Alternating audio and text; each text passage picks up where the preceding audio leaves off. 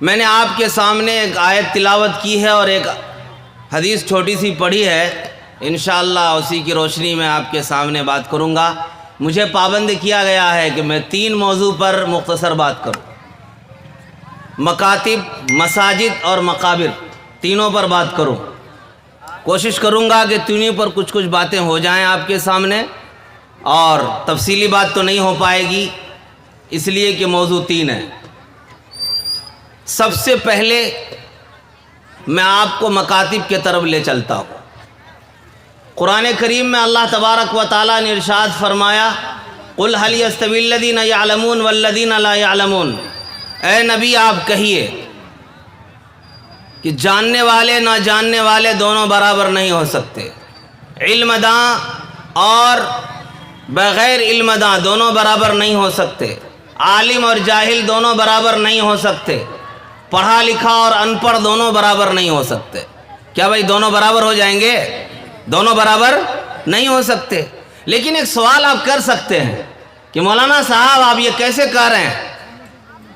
ہم جاہل ہیں لیکن بہت عقل رکھتے ہیں، مقدمہ بھی لڑ لیتے ہیں، وکیل سے بھی بحث کر لیتے ہیں، اور ہر طرح کے گھریلو اور گاؤں میں جو بھی مسائل ہوتے ہیں ہم اسے سلجھا لیتے ہیں، تو ہم جاہل کہاں رہے؟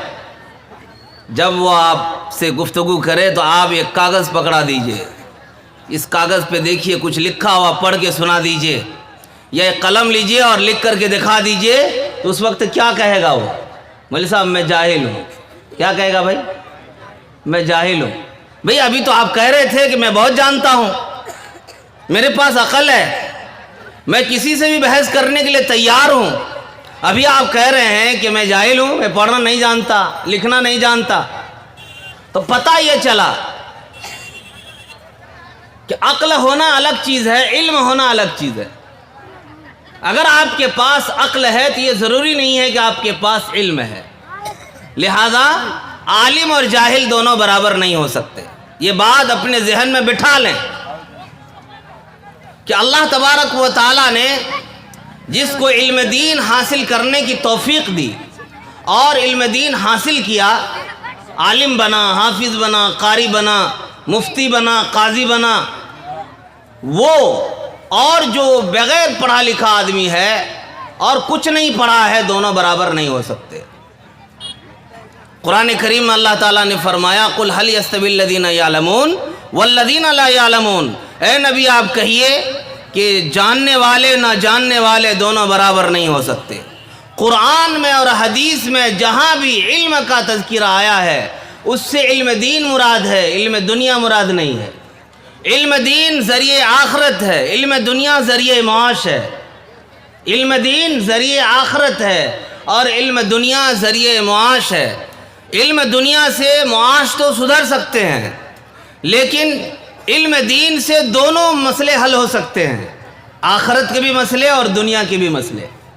میں آپ کو بتاؤں، جو لوگ دینی علم حاصل کیے اور دینی علم حاصل کر کے کہیں پڑھاتے ہیں، کسی مدرسے میں، مکتب میں، مسجد میں امام ہیں، کیا وہ بھوکے مر رہے ہیں؟ کیا وہ بھوکے مر رہے ہیں؟ دنیا نہیں اس کے پاس؟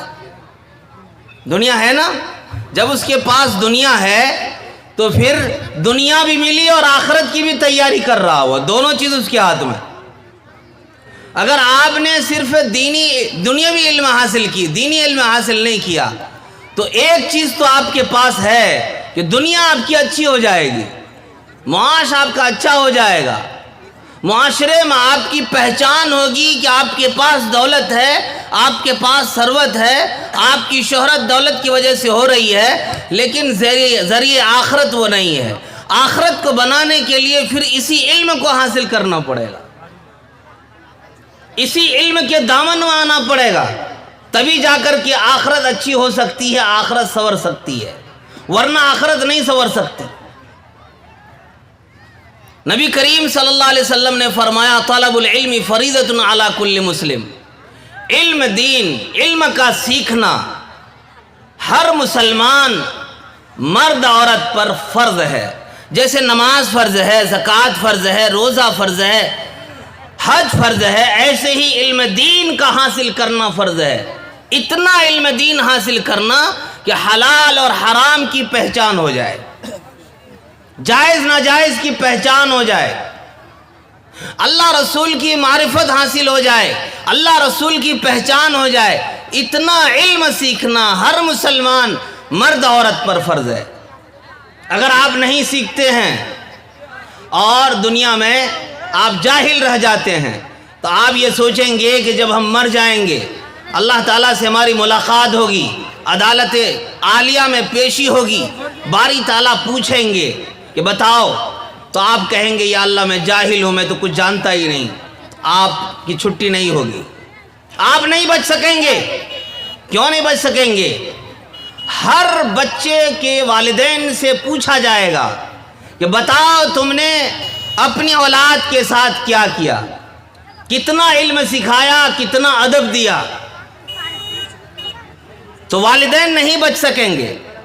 آج کل تو ماں باپ یہ سوچتے ہیں بچہ کسی طرح بڑا ہو جائے اور کمانے لائق ہو جائے تاکہ یہ سہارا بن جائے۔ یہ ہمارا علاقہ مسلم علاقہ کہلاتا ہے، یہاں پر 70%، 75%، بعض اسمبلی حلقوں میں 75% مسلمان ہیں، لیکن تعلیم کے میدان میں 1.5 سے 2%، 2.5 سے 3% ہی لوگ تعلیم یافتہ ہیں۔ یہ شادی پور گاؤں ہے، ایک ٹولہ یہ ہے اور ایک ٹولہ پورب ہے، 2 ٹولہ ہے۔ بازو میں بغل میں بنگلہ کول ہے۔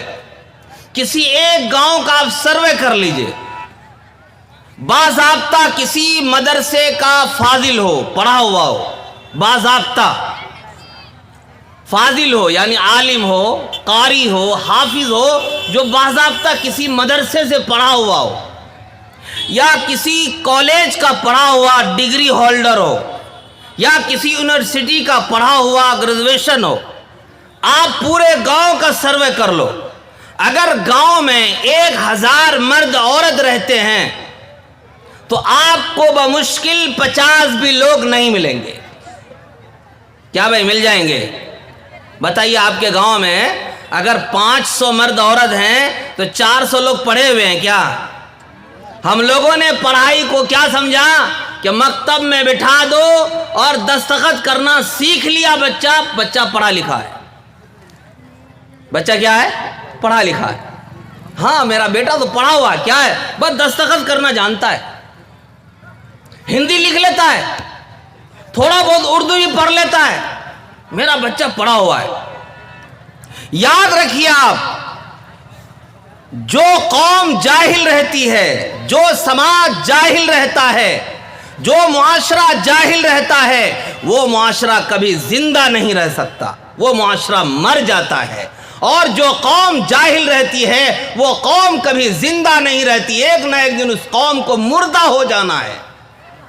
آج ہم مسلمانوں نے یہ سمجھا کہ اچھا مکان بنا لو، اچھی دکان بن جائے اور اچھی رہائش ہو جائے، مالداری آ جائے تو ہم گاؤں میں مہذب کہلائیں گے، رشتہ دار ہمارے اچھے کہیں گے کہ آدمی بڑا اچھا ہے، پیسہ والا ہے، زمین والا ہے، اور تعلیم کے اعتبار سے گھر میں سارے لوگ انگوٹھا چھاپ ہیں، کوئی پڑھا لکھا نہیں ہے۔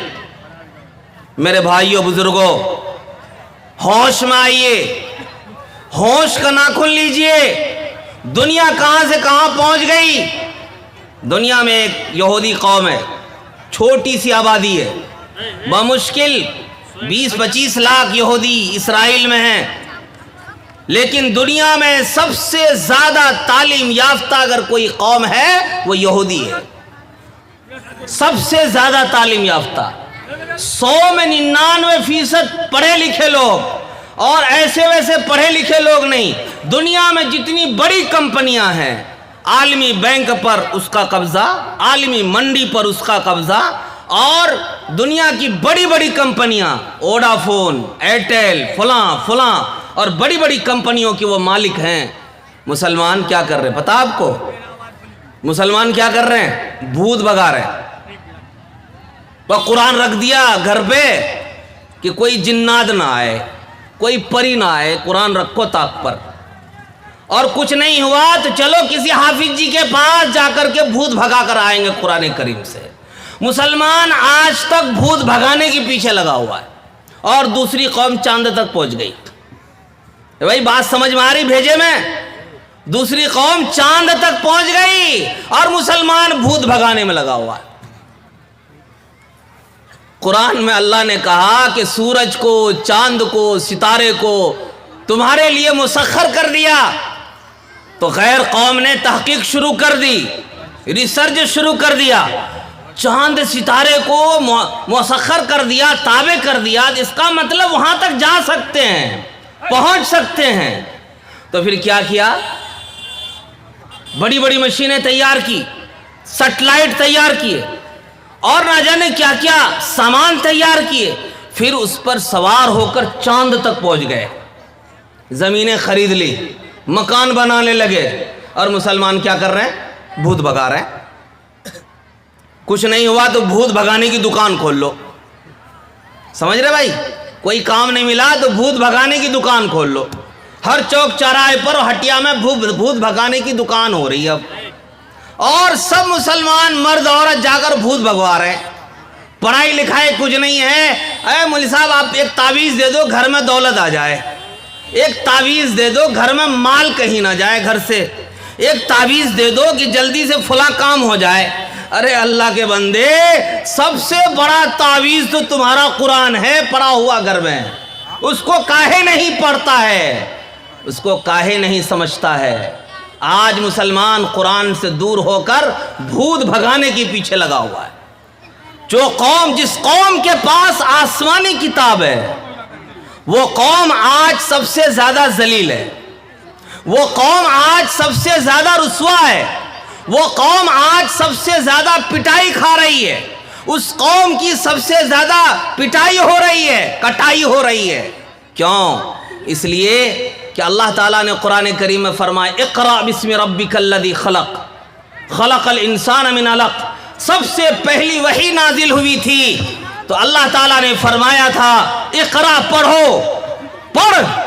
یہ پڑھنے کا سبق اللہ نے دیا تھا آپ کو کہ سب سے پہلے پڑھو گے تو دنیا میں انسان بن کر رہو گے، اگر نہیں پڑھو گے تو دنیا میں جانور بن کر کے زندگی گزارو گے۔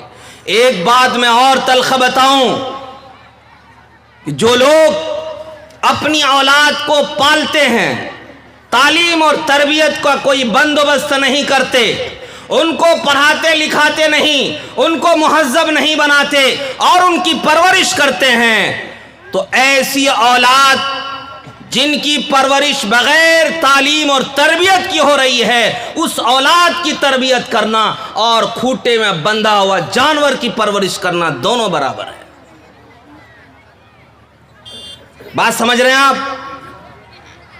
ہمارے یہاں دوسری قوم کے لوگ بھی بستے ہیں، دوسری قوم کے لوگ بستے ہیں، نچلے قوم، جن لوگوں کو کبھی پلیٹ میں کھانا نصیب نہیں ہوتا تھا، اپر کاسٹ کے لوگوں کے یہاں نیچے بٹھایا جاتا تھا، آج اس قوم کے ہر بچے کے کندھے پر کتاب کا بستہ ہے، اور آپ کے بچے کے ہاتھ میں گلی ڈنڈا ہے۔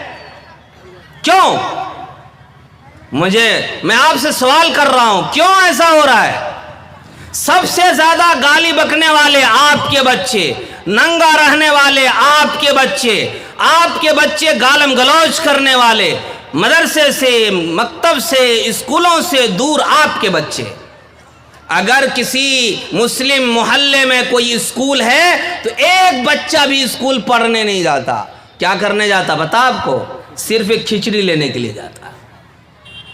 غیر مسلم محلے میں اگر کوئی اسکول ہے تو وہاں بیٹھنے کی جگہ نہیں ہے، غیر مسلم بچے بھر دیتے ہیں۔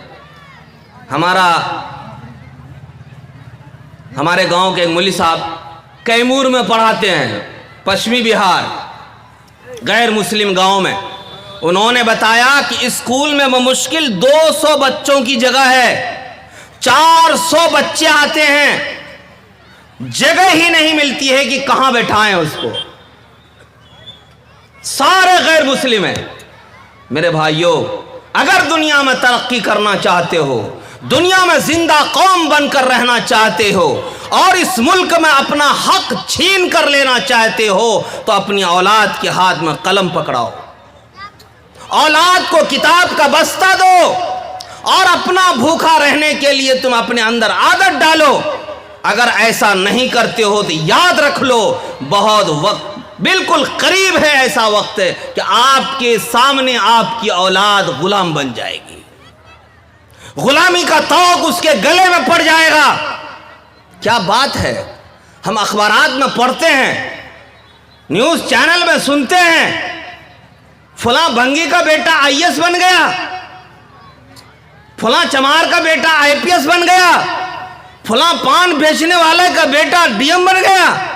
لیکن اس علاقے کے لوگ جو غریب ہیں، مزدور ہیں، ان کا بیٹا کیوں نہیں بنتا؟ ہماری زبان میں لذت ہے، ہمارا پیٹ بھرتا نہیں۔ ہر وقت ہمیں گوشت مچھلی چاہیے، ہر وقت ہمارے پیٹ میں اچھا پکوان چاہیے کہ کسی طرح ہم پکوان کو پہنچائیں۔ جس چوک پر دیکھو مسلمانوں کا جمگھٹا، دن بھر چائے پان میں اپنا وقت ضائع کرنا اور اپنے پیسے کو برباد کرنا۔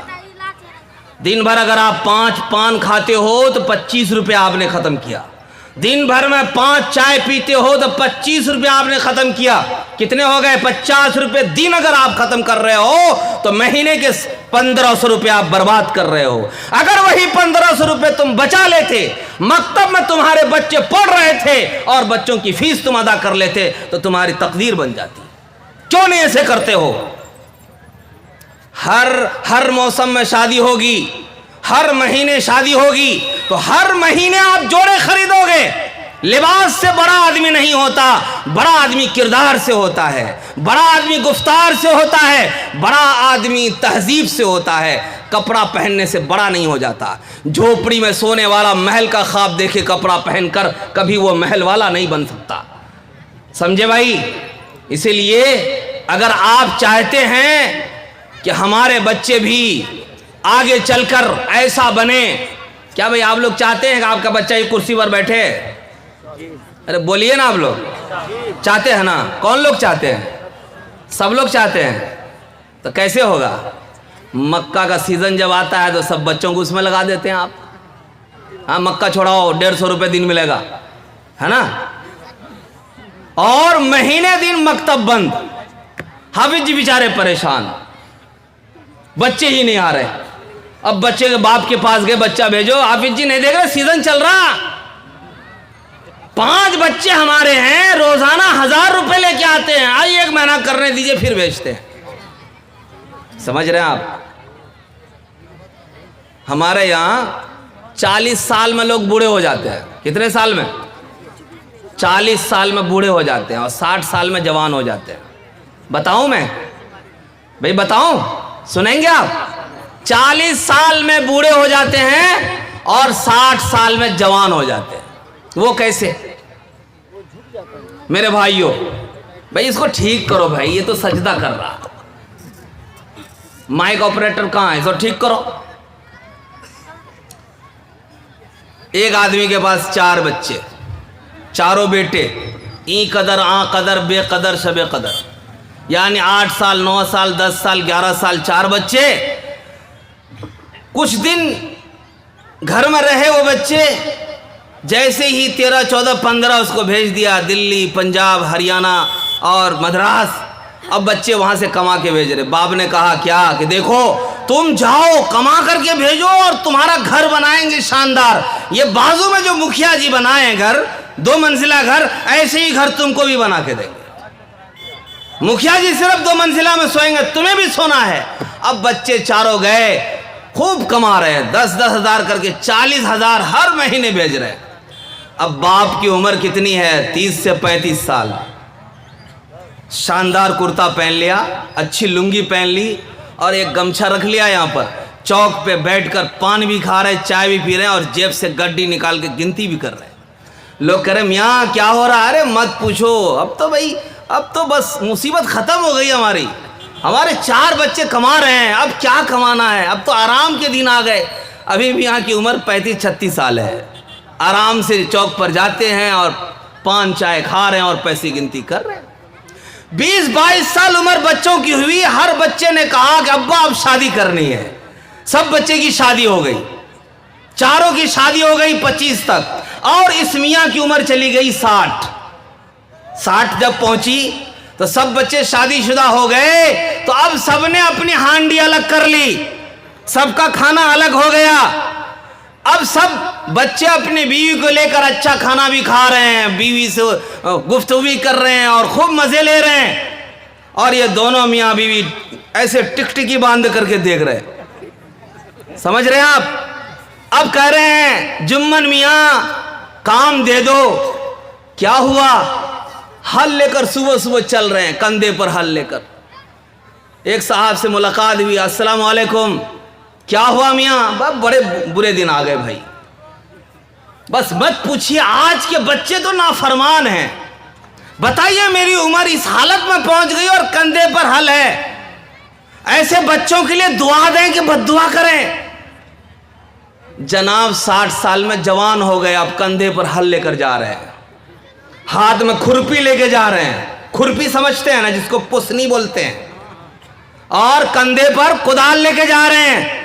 60-65 سال کی عمر ہے, کما کے لائیں گے تو بڑھیا کو کھلائیں گے, اور بیٹے مزہ لے رہے ہیں. کیوں؟ یہ سزا تم کو ملی ہے, اور تم نے مصنوعی بوڑھا بنا تھا 40 سال میں, اللہ نے اب عذاب میں مبتلا کر دیا تجھے 60 سال میں, کیونکہ اس کی معصوم زندگی سے تم نے کھلواڑ کی, معصوم زندگی کو تم نے برباد کیا, معصوم زندگی سے کما کر تم نے عیش کیا, اور جس وقت تجھے عیش کرنا چاہیے تھا اس وقت اب تمہاری پٹائی ہو رہی ہے, کٹائی ہو رہی ہے. لات سے بھی پیٹ رہا ہے, جوتے سے بھی پیٹ رہا ہے, مکے سے بھی پیٹ رہا ہے, دھکے بھی دے رہا. بھگا اس بڈھے کو یہاں سے جلدی سے. میرے بھائیوں, کیا فائدہ ملا 40 سال میں بوڑھا بن کے اور 60 سال میں جوان بن کے؟ بات سمجھ میں آئی؟ تو ہمارے یہاں 40 سال میں لوگ بوڑھے ہو جاتے ہیں, 60 سال میں جوان ہو جاتے ہیں. اسی لیے آپ لوگ کیا بوڑھا بننا چاہتے ہیں, جوان بننا چاہتے ہیں؟ اس لیے میرے بھائیوں, اگر آپ چاہتے ہو کہ میری اولاد میرے رہنے کے بعد, میرے اس دنیا سے جانے کے بعد میرا نام روشن کرے, تو اولاد کو بناؤ, سوارو, اس قابل بناؤ کوئی اس کرسی کا مالک بن جائے. کل کو ایسا بنا دو کہ تیرا بیٹا بھی اس کرسی پر بیٹھ کر ہزاروں لوگوں کو سمجھانے والا بن جائے. تیرا بیٹا اس کرسی پر بیٹھ کر آفس میں سائن کرنے والا بن جائے. تیرا بیٹا ایسا بنے کہ بڑی بڑی فیکٹریوں اور کمپنیوں کا مالک بن جائے. کیوں نہیں بناتے؟ کیوں نہیں پڑھاتے؟ کیوں نہیں اپنے پیٹ میں کپڑا باندھ کر کے اور 2 ٹائم کے بجائے 1 ٹائم کھانا کھا کر اپنے بچوں کو کیوں نہیں پڑھاتے؟ مکتب میں حافظ جی لوگ پڑھاتے ہیں 5,000-6,000 میں. کتنے میں بھائی؟ 5,000-6,000 میں. اور مزدور کتنے پیسے میں کما رہے ہیں؟ 300 روپے دن, 2 ٹائم کھانا, 2 ٹائم چائے. کتنے پیسے ہو گئے؟ 400. اور حافظ جی کو کتنے دے رہے ہیں آپ؟ 100 روپے کہ 150 روپے؟ کتنے دے رہے بھائی؟ یہ جو حافظ جی کو آپ 100 یا 150 روپے دے رہے ہیں, کس کے واسطے دے رہے ہیں؟ آپ کے بچے کو پڑھا رہے ہیں. اس لیے جو باپ اپنے بچے کے تعلق سے اتنا کمینہ ہو, بخیل ہو, تو اس کا بچہ کیسے اچھا بنے گا بتائیے آپ؟ جو اپنے بچے پر خرچ کرنے کو تیار نہیں, جو اپنے بچے پر 100 روپے خرچ کرتا ہے اور امیدوں کے پہاڑ پر چڑھا ہوا ہے کہ میرا بچہ یا مکتب سے نکلے گا تو ڈاکٹر بن جائے گا, انجینئر بن جائے گا, خاک نہیں بن سکتا. کیوں؟ اس مکتب میں پڑھایا, 4 مہینہ آپ کا بچہ پڑھا, حافظ جی نے کہا پیسے لے کے آؤ, ہر مہینے آپ ٹرکھاتے رہے, اچھا اگلا مہینہ, پھر اچھا اگلا مہینہ, پھر اچھا اگلا مہینہ. 4 مہینے ہو گئے. حافظ جی صاحب نے کہا حافظ جی آپ نے کچھ پڑھایا نہیں, صرف پیسے ہی مانگتے ہو, صرف پیسے ہی مانگتے ہو. چلو اس مکتب سے ہٹاؤ, دوسرے مکتب میں بٹھاتے. دوسرا محلہ لے گیا, وہاں حافظ جی کے پاس بٹھا دیا. اب وہ حافظ جی 4 مہینے پڑھائے, پھر وہاں پر مطالبہ ہوا تو اس مکتب سے چھوڑا کر پھر تیسرے مکتب میں بٹھا دیا. 2 حافظ جی کے پیسے مار لیے, اب تیسرے حافظ جی کے پیسے مارنے کی تیاری ہو رہی ہے. تو اب یہ بتاؤ کہ اگر آپ اس طرح سے ظلم کرو گے تو آپ کے بچے اچھے بن جائیں گے؟ ارے بتائیے نا، آپ اچھے بن جائیں گے؟ 150 روپے دن اپنے بچوں پر خرچ کرنے کے لیے اتنا بخیل بن رہے ہو، اور اس اولاد کو جو سوار رہا ہے اس کے جیب کو آپ قطر رہے ہو، تو بتائیے اللہ آپ کا بھلا کرے گا یا اللہ برا کرے گا؟ یہی وجہ ہے کہ ہمارے یہاں علماء حفاظ بہت کم رکتے ہیں، سب بھاگ جاتے ہیں باہر۔ لوگ شکایت کرتے ہیں کہ مولانا صاحب ہماری مسجد میں امام نہیں، ہمیں مکتب کے لیے امام دیجئے، مکتب بھی پڑھائے اور مسجد میں امامت بھی کرے۔ پیسہ کتنا دیں گے؟ 4000 دے دیں گے۔ بھئی 4000 دو گے تو اپنے ہی بچے کو رکھ لو، اپنا ہی بیٹے کو رکھ لو، کیوں نہیں رکھتے؟ ہمارا بیٹا تو کیرلا میں پڑھاتا ہے، کتنا کماتا ہے؟ 20,000۔ او تیرا بیٹا 20,000 کمائے گا، دوسرے کے بیٹا 4,000 کمائے گا۔ میرے بھائیوں، دل کو وسیع کرو، غنیمت جانو کہ آج علماء حفاظ آپ کے بیچ میں ہیں، اور ہمدردی کے ساتھ آپ کے درمیان، خیر خواہی کے ساتھ آپ کے درمیان آپ کے بچوں کو انسان بنانے میں لگے ہوئے۔ اگر یہ انسان بنانا چھوڑ دیں، مکتب میں پڑھانا چھوڑ دیں، اور آپ کے بچوں کو اسی طرح شتر بے مہار بن کر رہنے دیں، تو یاد رکھیے یہ چھوٹے چھوٹے بچے جو مکتب میں پڑھنے نہیں جاتے وہ شرابی جواری بن رہے ہیں، نشہ خور بن رہے ہیں، چرس پی رہے ہیں، بھانگ پی رہے ہیں۔ کیوں؟ اس لیے کہ تعلیم نہیں اس کے پاس، تربیت نہیں اس کی ہو رہی ہے۔ ہم اپنے مکاتب کو مضبوط کریں۔ مکاتب کو مضبوط کیسے کریں وہ بھی سنا دیتے ہیں۔ ہمارے محلے میں 50 گھر ہے، 50 گھر اگر ہے تو بچے 50 ہیں، وہاں پر 2 استاذ چاہیے، ایک استاذ سے کام نہیں چلے گا۔ یہ سب علماء ہیں پیچھے، ان سے پوچھ لیجئے، اگر ایک بچہ کو صحیح ڈھنگ سے پڑھایا جائے، نورانی قاعدہ اگر ڈھنگ سے پڑھایا جائے، صرف 2 لائن سبق دیے جائیں تو کم سے کم 10 منٹ لگے گا ایک بچے کے پیچھے۔ اگر ایک مکتب میں 50 بچے ہیں تو 10 منٹ کے حساب سے کتنے منٹ ہو گئے؟ 500 منٹ ہو گئے۔ کتنے ہو گئے بھائی؟ 500 منٹ، تقریباً 7 سے 8 گھنٹے۔ 7 سے 8 گھنٹے اگر وہ ایک کتاب میں وقت دے گا تو دوسری کتاب میں کیا وقت دے گا؟ وہی کہتا ہے نا، جیسی شیرنی ویسے ہی فاتحہ۔ آپ دے رہے ہیں 100 روپے تو حافظ جی نے بھی سوچا کہ اچھا ایک ترتیب نکالتے ہیں۔ وہ ترتیب کیا ہے؟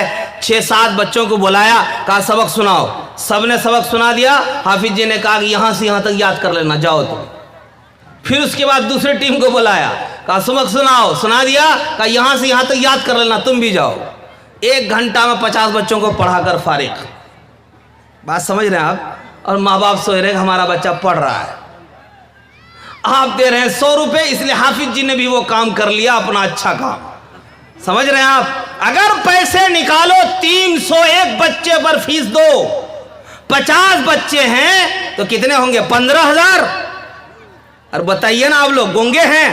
15,000 ہوں گے تو 2 ٹیچر کو رکھو 50 بچے پر۔ اگر پڑھانا چاہتے ہو بچے کو مکتب میں، اور اپنے بچے کے تئیں آپ حساس ہو، اچھا باپ ہو تو پیسہ خرچ کرو۔ اگر باپ اچھا نہیں بنتے ہو تو اولاد سے ہاتھ اٹھا لو۔ یہ اولاد تمہارے کام کی نہیں ہوگی، یہ اولاد تمہارے کام نہیں آئے گی، اور وقت آنے پر یہ اولاد تمہیں لات مار کے بھگا دے گی۔ اگر اولاد کو اولاد بنا کر رکھنا چاہتے ہو تو پر بچے کے پیچھے کم سے کم 300 روپے خرچ کرو، تبھی جا کر کے آپ کے بچے اچھے بن سکتے ہیں۔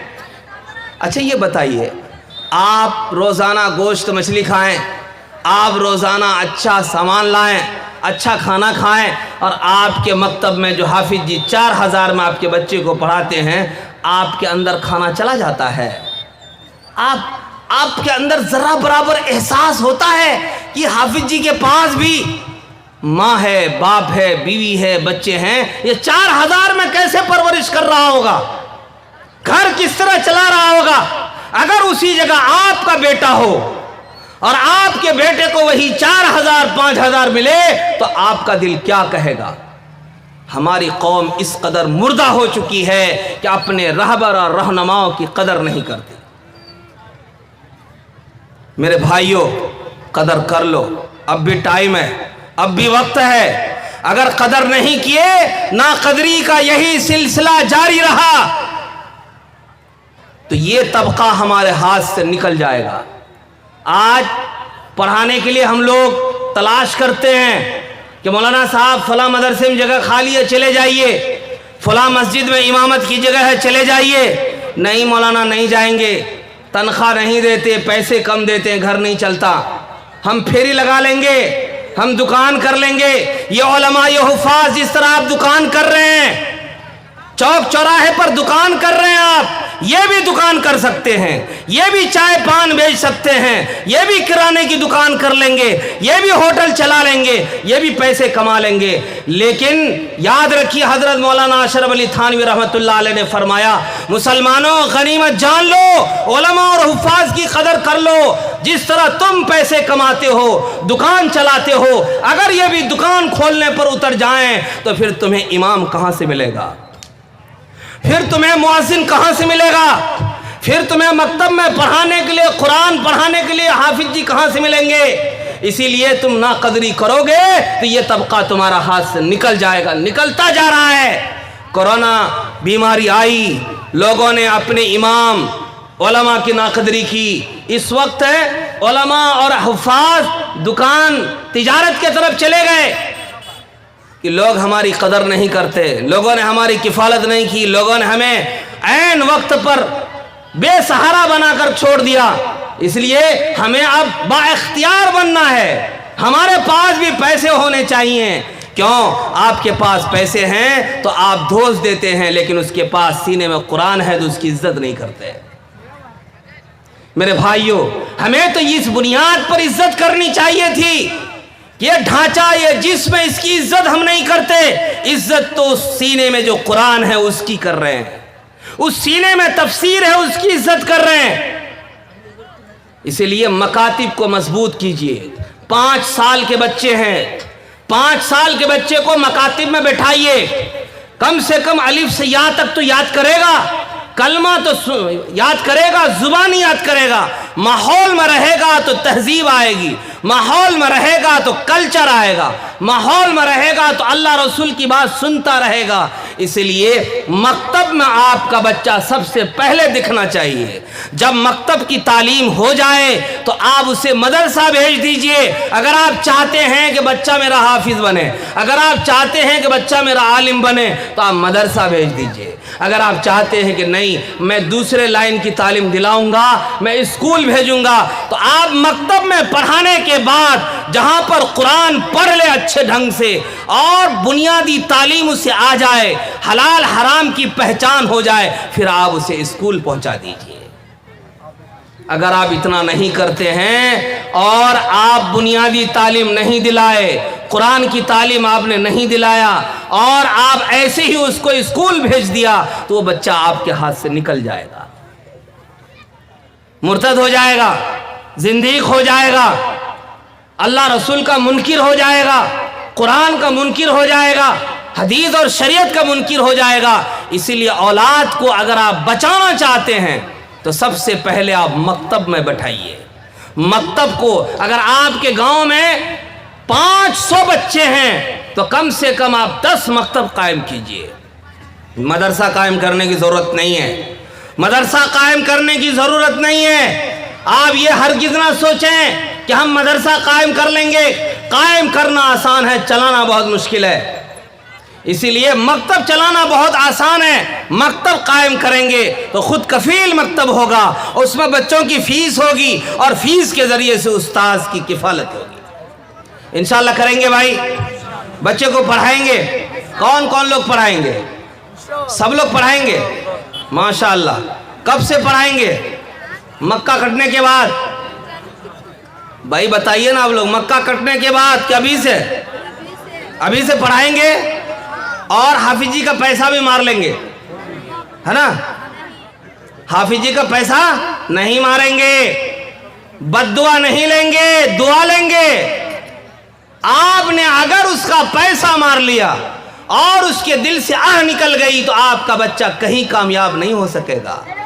کسی بھی ہندوستان کی کسی کونے میں داخلہ کرا دو گے کامیاب نہیں ہوگا، اس لیے کہ جو اس کا پہلا استاذ تھا اس کے ذریعے سے اسے بد دعا لگ چکی ہے. اس لیے دعا لو.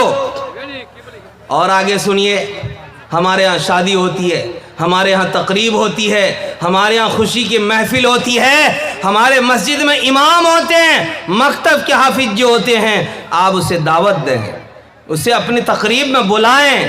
آپ کے بچے کے استاد ہیں وہ. جہاں 1 لاکھ کے کپڑے آپ خریدتے ہو، وہاں اپنے بچے کے استاد کے لیے بھی 1 جوڑا کپڑا خریدو اور اس کے دل کو خوش کرو، تاکہ اس کے دل میں تیرے بچے کی محبت آئے تو محبت سے تیرے بچے کو زیادہ وقت دے اور پڑھائے. آپ کہتے ہیں فلاں مفتی صاحب کا بیٹا مفتی بن گیا، کہتے ہیں نا بھائی، فلاں مفتی صاحب کا بیٹا مفتی بن گیا، فلاں قاری صاحب کے 4 بیٹے تھے، چاروں بیٹے عالم بن گئے. کیوں؟ وجہ بتائیں، آپ کو وجہ بتائیں. یہ جب اپنے بچے کے استاذ کے پاس جاتے ہیں تو ہدیہ لے کے جاتے ہیں، چپکے سے جیب میں پیسہ ڈال دیتے ہیں.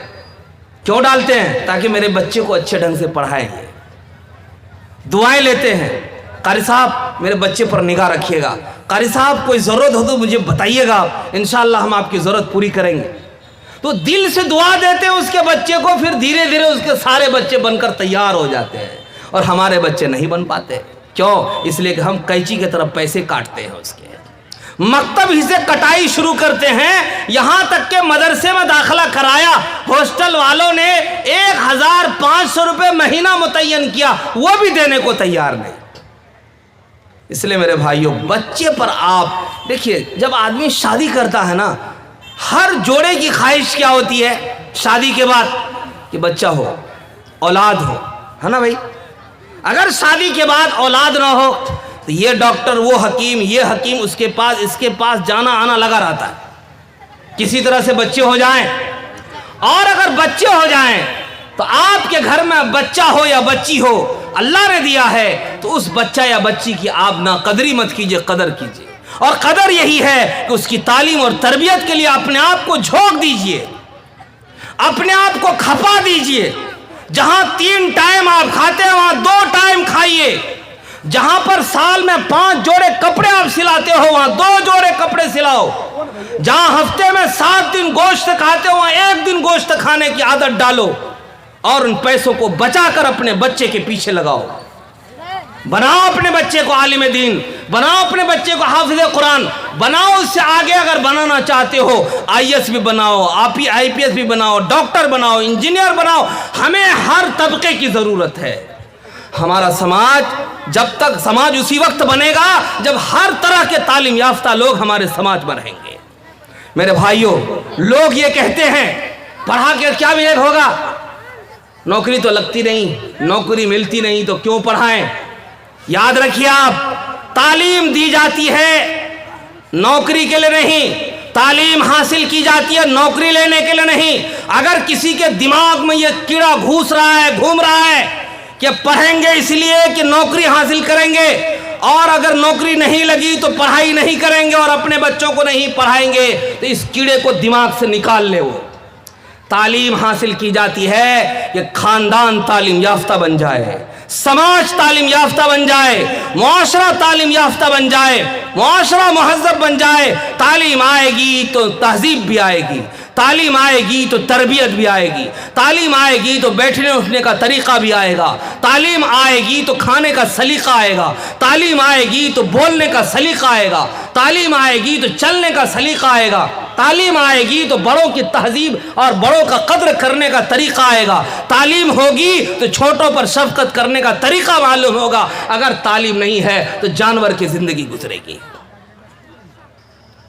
بھائی بات سمجھ میں آئی ہماری؟ کچھ نہیں آئی؟ کن کن کو آئی؟ ذرا ہاتھ اٹھا کے بتائیے تو. آ گئی سمجھ میں؟ تو پڑھائیں گے بچوں کو؟ پیٹ کاٹ کر کے پڑھائیں گے کہ پیٹ بھر کے پڑھائیں گے؟ پیٹ کاٹ کے پڑھائیں گے نا، کہ پیٹ بھر کے پڑھائیں گے؟ پہلے ہم بھر لیتے ہیں، بچے گا تب پڑھائیں گے. بعض لوگ کیا کہتے ہیں، بچہ ہے پڑھ لے گا, نہیں پڑھے گا تو ہم کیا کریں گے؟ ارے میاں ایسے بولنے سے تھوڑے ہوگا. بچوں پر کبھی آنکھ بھی اٹھائیے, کبھی ہاتھ بھی اٹھائیے, کبھی آواز بھی تیز کیجئے تاکہ اس کو لگے کہ ابا بہت غصے میں ہیں. اگر مکتب نہیں گئے تو پٹائی ہو جائے گی, کھانا بند ہو جائے گا. آپ کیا کریں گے؟ بچہ 6 سال 7 سال 8 سال کا ہے, اتنے بڑے موبائل خرید کے ابا جی لائے ہیں اور بچے کو پکڑا دیا, ایسے ایسے کر رہے ہیں. ماشاءاللہ میرا بچہ ہوشیار ہو گیا, میرا بچہ ہوشیار ہو گیا, موبائل چلا رہا ہے. ارے بھائی موبائل کیا ہے پتا آپ کو؟ مکمل برائی کا ایک اڈا ہے. جو بچ گیا سو بچ گیا, جو گھس گیا وہ ہمیشہ کے لیے برباد ہو گیا. اس لیے بچوں کا ذہن آئینے کے طرح صاف شفاف ہوتا ہے. جس طرح آئینہ ہے صاف شفاف چہرہ دکھتا ہے, ایسے ہی بچوں کا دماغ بالکل آئینے کی طرح صاف شفاف ہے. اگر بچے کے ہاتھ میں اگر بڑا موبائل آپ نے دیا اور اس میں کچھ دیکھ لیا, اس کے دماغ میں بیٹھ گیا تو پڑھائی کے لیے کبھی نہیں بیٹھے گا, نہیں بیٹھے گا. وہ آپ لاکھ کوشش کر لو گے, ہر وقت اس کے دماغ میں وہی موبائل گھومے گا کہ موبائل مجھے دو. اسی لیے بچے کو بچانا چاہتے ہو تو موبائل مت دو. اگر گھر میں موبائل کی لت لگ رہی ہے تو موبائل کو بیچ دو, بچے کو بچاؤ, بچے کو ضائع مت کرو. قوم کے مستقبل ہیں یہ, اگر یہ مستقبل برباد ہو گیا تو قوم برباد ہو جائے گی. یہ مستقبل برباد ہو گیا تو نسل برباد ہو جائے گی. یہ مستقبل برباد ہو گیا تو سب کچھ برباد ہو جائے گا. اسی لیے اس مستقبل کو بچانا ہے تو اس کے ہاتھ میں قلم پکڑانا ہے. اس مستقبل کو بچانا ہے تو بچپن سے مکتب میں بٹھانا ہے. اس مستقبل کو بچانا ہے, اس نسل کو بچانا ہے نشہ خوری سے اور جوا شراب سٹا سے, تو مکتب میں مدرسے میں اسکول میں پہنچانا ہے. چاہے اس کے لیے آپ کو جو جتن کرنا پڑے, چاہے اس کے لیے جو قربانی دینی پڑے, چاہے اس کے لیے جو محنت کرنی پڑے, آپ اس محنت کو کریں اور اپنے بچوں کو ضرور آپ پڑھائیں. ہم لوگ ہر جلسے میں, ہر محفل میں تعلیم پر زیادہ بولتے ہیں اس لیے کہ تاکہ ہماری قوم جو سوئی ہوئی ہے بیدار ہو جائے, اور اس کے رگ و ریشے میں جس طرح خون دوڑ رہا ہے اسی طرح تعلیم کی اہمیت دوڑنے لگے. اگر آج آپ بیدار نہیں ہوئے, آپ نے اپنے بچوں کو نہیں سنبھالا, آپ نے اپنے بچوں کے تئیں آپ بیدار نہیں ہوئے اور یہ بچے بگڑ گئے, کل کو یہ بچے مرتد ہو گئے, کل کو یہ بچے دین کے مخالف ہو گئے, تو یاد رکھ لیجئے کل اللہ کے سامنے آپ کو کی پیشی ہوگی, عدالت عالیہ کے سامنے آپ کو جانا ہوگا. پھر وہاں پر جو سوال ہوگا, کلکم رائن و کلکم مسئول عن رعیتہ, بتاؤ تمہارے ماتحت جو لوگ رہا کرتے تھے, تمہارے زیر نگرانی جو لوگ رہا کرتے تھے, تم نے اس کی تربیت کیا کی, تم نے اس کی تعلیم و تربیت کے لیے کیا بندوبست کیا؟ یہ سوال ہوگا آپ سے, آپ کے اولاد کے بارے میں سوال ہوگا. آپ یہ کہہ کر کے نہیں بچ سکیں گے یا اللہ میں ان پڑھ تھا کیا کرتا, نہیں بچ سکیں گے آپ. سوال ہونے والا ہے. اگر اس سوال سے بچنا ہے تو آج سے آپ ارادہ کر لو, عزم کر لو کہ اپنے محلے میں مکتب کھولیں گے, جو حافظ جی یا عالم صاحب پڑھائیں گے معقول معاوضہ دیں گے اور کبھی اس کے دل کو نہیں دکھائیں گے, اور بچوں کو وہ جس قدر محنت سے پڑھائیں گے. ابھی ایک گاؤں ہے, اس گاؤں میں مکتب میں جو مولوی صاحب پڑھا رہے تھے اتنا عمدہ پڑھایا کہ مکتب میں جتنے بچے پڑھ رہے تھے تمام بچوں کے باپ نے مل کر کے مولوی صاحب کو حج کرایا. ابھی فارم بھرا, سمجھ رہے بھائی؟ آپ بھی کرو, بچوں کو مکتب میں بٹھاؤ, وہاں سے جب آگے چلا جائے تو آگے پڑھاؤ. انشاءاللہ کریں گے بھائی, انشاءاللہ کریں گے. اس کے بعد دوسری بات مساجد. قرآن کریم میں اللہ تعالیٰ نے فرمایا انما یعمر مساجد اللہ من آمن باللہ والیوم الآخر واقام الصلاۃ وآتی الزکاۃ, کہ اللہ کے گھر کی تعمیر وہی کرتا ہے جو اللہ پر اور آخرت پر ایمان رکھتا ہے, نماز قائم کرتا ہے, زکوٰۃ دیتا ہے اور اللہ کے سوا کسی سے نہیں ڈرتا, وہی اللہ کے گھر کی تعمیر کرتا ہے. مسجد خدا کا گھر ہے, یہ ہمارا آپ کا گھر نہیں ہے. اور مسجد میں کیا ہونا چاہیے؟ مسجد میں تلاوت ہوگی، نماز ہوگی، تسبیح ہوگی، قرآن کی تلاوت ہوگی، دین کی بات ہوگی۔ وہاں پر دنیاوی بات ناجائز ہے، وہاں پر اناپ شناپ ناجائز ہے، وہاں پر گالم گلوچ ناجائز ہے، وہاں پر جھگڑا اختلاف ناجائز ہے۔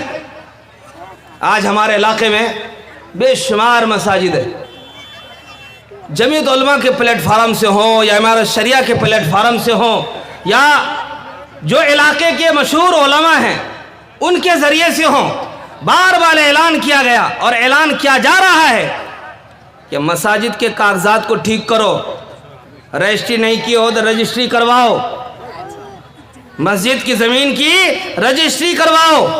مسجد قائم ہے 50 سال سے، چودھری جی کی زمین پر مسجد ہے، چودھری جی سے کہا جاتا ہے کہ زمین رجسٹری کر دو تو چودھری جی کہتے ہیں کہ نماز پڑھو، کون بھگا رہا آپ کو؟ نماز پڑھو، کون بھگا رہا آپ کو؟ رجسٹری کرنا کوئی ضروری تھوڑے ہے۔ ارے بھائی اگر رجسٹری نہیں کرو گے تو جو حکومت آپ کے سر پر مسلط ہے بہت کچھ ہونے والا ہے، بہت کچھ ہو رہا ہے۔ اگر آپ کے پاس آنکھ ہے تو دیکھ لیجئے، کان ہے تو اچھے سے سن لیجئے، دماغ ہے تو سمجھ لیجئے، بہت کچھ ہو رہا ہے۔ اسی لیے اگر آپ حساس ہیں اپنے مساجد کو بچانے کے لیے سب سے پہلا کام آپ رجسٹری کرو، مسجد کی زمین کیا کرو؟ رجسٹری کرو۔ اگر زمین کی رجسٹری ہو گئی ہے تو موڈیشن فائل کرو، موڈیشن فائل بھی آپ کے پاس ہے تو مسجد کا نقشہ بناؤ، نقشہ بنانے کے بعد مسجد میں جو آمد خرچ ہے آڈٹ رپورٹ تیار کرو۔ اگر آپ نہیں کرتے ہو، کل کو کوئی قانون آ جاتا ہے آپ کی عبادت گاہوں کے تعلق سے، اس وقت آپ کہو گے کہ ہمیں کسی نے بتایا ہی نہیں، کسی نے ہمیں سمجھایا ہی نہیں، ہم کر لیتے۔ تو آج علماء دانشوران آپ کو بتا رہے ہیں، اسی لیے یہ کہہ کر کہ آپ اپنے آپ کو بچنے کی کوشش نہ کرو کہ آپ کو ہم مسجد سے بھگا رہے ہیں، آپ اس طرح تنگ کر رہے ہیں، آپ نماز پڑھتے رہیے۔ سینکڑوں مساجد ایسے مل جائیں گے علاقے میں جن کی رجسٹری نہیں ہوئی، 30 سال 40 سال 50 سال سے مسجدیں پڑی ہوئی ہیں۔ دوسری چیز یہ ہے، اس علاقے میں مسجد کی کثرت ہے لیکن مسجد میں امام نہیں ہے۔ بھائی امام، یہ مولوی صاحب آئے تو پکڑ کے نماز پڑھوا لیے، وہ حافظ جی آئے تو پکڑ کے نماز پڑھوا لیے، اگر کوئی نہیں ملا تو کوئی دین پر لگا ہوا ہے تو اسی کو پکڑ کر کے نماز پڑھوا لیے، اگر کوئی نہیں ملا تو کہا دیتے ہیں کہ اپنا اپنا پڑھ لو۔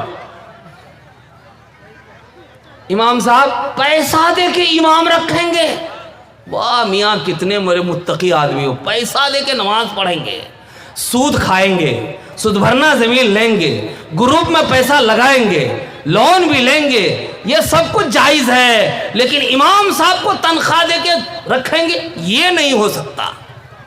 لیکن سود کھا سکتے، سود بھرنا زمین لے سکتے، کیا بھائی یہ ہو رہا نا؟ سود بھرنا بھی لیں گے، سود بھی کھائیں گے، ڈرا بھی کھائیں گے، اور گروپ میں اپنے بیویوں کو بھی لگائیں گے۔ گروپ جان رہے ہیں نا، گروپ لون گروپ۔ لیکن امام صاحب کو تنخواہ دینے کی بات آ جائے گی تو میاں پیسہ دے کے نماز پڑھیں گے، پیسہ دے کے نماز نہیں پڑھیں گے، ایسے ہی پڑھ لیں گے۔ تو ایسے کب تک پڑھو گے؟ اسی لیے محلے میں اگر 50 گھر ہے، اگر ہر گھر 100 روپے جمع کرنا شروع کر دے تو 5000 روپے امام صاحب کے لیے ہوں گے، 5000 مکتب سے ملیں گے تو 10,000 ہو جائیں گے نہیں ہو جائیں گے؟ آپ کے محلے میں اگر امام ہو مسجد میں تو نکاح کا مسئلہ آسان، نکاح پڑھانے کے لیے ڈھونڈنا نہیں پڑے گا، جنازہ پڑھانے کے لیے ڈھونڈنا نہیں پڑے گا، دعا کرانے کے لیے ڈھونڈنا نہیں پڑے گا، کچھ اور پڑھانا ہے ڈھونڈنا نہیں پڑے گا، جو بھی ضروریات ہیں حافظ جی سے اور امام صاحب سے پوری ہو جائے گی۔ کیوں نہیں کرتے؟ امام کیوں نہیں رکھتے؟ کب تک یہ ہاتھ پکڑ کر کے نماز پڑھیں گے آپ؟ یہ لنگڑا نماز کب تک آپ پڑھتے رہیں گے؟ نماز میں مضبوطی آئے گی جب تک آپ امام نہیں رکھو گے، جب تک قرات سیکھ نہیں ہوگی، جب تک اچھی نماز نہیں ہوگی اللہ تک نماز نہیں پہنچے گی۔ اگر نماز کو اچھی بنانی ہے تو مسجد میں امام رکھو۔ اچھا مسجد میں امام رکھ دیے، اب امام صاحب کو کھانا کھلانے کو تیار نہیں، امام صاحب کو تنخواہ دینے کو تیار نہیں، امام صاحب 3 مہینے ہو گئے پیسے اچھا ٹھیک ہے جمع کر رہے ہیں، ٹھیک ہے جمع کر رہے ہیں، آپ کا سارا کام چل رہا ہے، امام صاحب فاقے میں۔ کیوں بھائی ایسا کیوں کر رہے ہیں ہم؟ ایسا کیوں کر رہے ہیں؟ اسی لیے ہم اپنی مسجد میں نمبر 1 امام رکھیں۔ اگر ہم نے امام رکھ لیا ہے تو امام کی قدر کریں، امام کی قدر کریں۔ ایک زمانہ ایسا آئے گا کہ مسجد میں نماز پڑھانے والا نہیں ملے گا، مسجد میں نماز پڑھانے والا نہیں ملے گا۔ علماء سے پوچھ لیجئے آپ، ابن ماجہ کی روایت ہے، نماز پڑھانے والا نہیں ملے گا۔ آج تو آپ کے گھروں میں، آپ کے محلے میں، آپ کے گاؤں میں حفاظ کرام ہیں، علماء ہیں، ارے مکتب پڑھا رہے ہیں، مکتب سے کچھ مل رہا ہے، کچھ مسجد سے متعین کر دو، دونوں مل کر کے گھر چل جائے گا، تمہارا کام ہو جائے گا۔ کیوں نہیں کر لیتے ایسا؟ اگر مستقل امام رکھنے کے پیسے تمہارے پاس نہیں ہو رہے ہیں تو کم سے کم عارضی طور پر اس طرح تو کر سکتے۔ کرناٹکا چلے جائیے، بنگلور چلے جائیے، آندھرا چلے جائیے، گاؤں میں یہیں کے لوگ امام ہیں، یہیں کے حفاظ علماء جا کر کے وہاں پڑھاتے ہیں۔ گاؤں میں نماز پڑھنے والے لوگ نہیں، مشکل سے 10-5 لوگ مسجد میں آتے ہیں نماز پڑھنے کے لیے، 10-10 ہزار 15-15 ہزار تنخواہ دیتے ہیں۔ کیوں بھائی کیوں دیتے ہو اتنی تنخواہ؟ ہر گھر سے 200 روپے جمع ہوتا ہے، 25 سے لے کر 30 تک جمع ہو جانا ہے۔ ہم نے پوچھا کہ آخر یہ مشقت آپ کیوں اٹھاتے ہو؟ کہا مولوی صاحب اس لیے اٹھاتے ہیں کہ جنازہ پڑھانے کے لیے ہمیں ڈھونڈنا نہیں پڑتا، نکاح پڑھانے کے لیے ڈھونڈنا نہیں پڑتا، اور دینی ضرورت پوری کرنے کے لیے ڈھونڈنا نہیں پڑتا، یہ ہمارے گاؤں میں خود مل جاتے ہیں۔ ہم کیوں نہیں کرتے؟ ہم بندوبست کیوں نہیں کرتے؟ اس لیے میرے بھائیوں، مسجدوں میں امام رکھیں۔ اگر مسجد میں امام ہے تو امام کی معقول تنخواہ دیں، معاوضہ دیں، قدر کریں، اہتمام کریں، احترام کریں۔ انشاءاللہ کریں گے؟ ارے بتائیے نا بھائی، کریں گے؟ امام رکھیں گے مسجد میں؟ ہاتھ اٹھا کے بتائیے تو۔ انشاءاللہ رکھیں گے، اور جہاں پر امام ہے قدر بھی کریں گے، اور معقول معاوضہ بھی دیں گے، یہ وظیفہ دیں گے، کیونکہ آپ اس کو تنخواہ نہیں دے رہے ہیں۔ دکان میں ایک نوکر ہے، 8 گھنٹہ ڈیوٹی ہے، 8 گھنٹہ ڈیوٹی کی 8 گھنٹہ روزانہ ڈیوٹی کرتا ہے تو مہینے میں 10,000 آپ دے رہے ہیں، اور امام صاحب کئی گھنٹہ ڈیوٹی کرتا ہے؟ 24 گھنٹہ۔ کتنے گھنٹے بھائی؟ 24 گھنٹے مسجد میں ہیں وہ۔ 24 گھنٹے والے کو آپ دینے کو تیار نہیں، اور دکان میں آدمی کام کر رہا ہے تو 8 گھنٹہ کام کر رہا ہے، اس کو 10,000 دے رہے۔ میرے بھائیوں، ایک بات بول کر میں ختم کرتا ہوں، اس لیے کہ پرچی آ گئی ہے۔ ایک متولی صاحب کا بیٹا انجینئر بنا تو امام صاحب کو کہا کہ امام صاحب میرے بیٹے کے لیے دعا کر دیجئے کہ نوکری لگ جائے۔ تو امام صاحب نے دعا کی، یا اللہ متولی صاحب کے بیٹے کی نوکری لگ جائے، لیکن نوکری تو لگے، تنخواہ اس کے بیٹے کی اتنی ہو جتنی میری تنخواہ ہے۔